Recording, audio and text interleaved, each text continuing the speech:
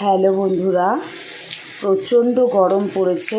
গরমে কিচ্ছু খেতে ইচ্ছা করছে না। তাই দেখো অল্প একটু মাছ নিয়ে 4 পিস মাছ নিয়ে ভেজে নিয়েছি। এদিকে দেখো গাছের পেঁপে, পটল, আলু দিয়ে জিরে ফোড়ন দিয়ে একটু আদা বাটা জিরে বাটা দিয়ে পাতলা ঝোল রান্না করছি। গরমে এটাই খেতে ভালো লাগে। দেখো সবজিটা ভালো করে ভেজে নিয়ে হলুদ আর নুন দিয়ে একটু ভেজে নিয়ে আমি জল দিয়ে দিচ্ছি। তরকারিটা যখন ফুটবে তখন আমি জিরে, আদা আর কাঁচা লঙ্কা বাটাটা দেব।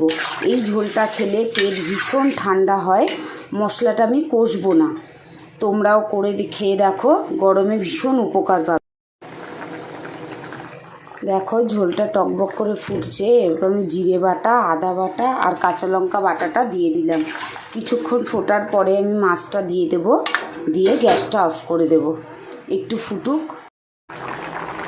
দেখো ঝোলটা টকবক করে ফুটছে, নুনটা দেখে নিয়েছি। এবার আমি গ্যাসটা অফ করে দিলাম।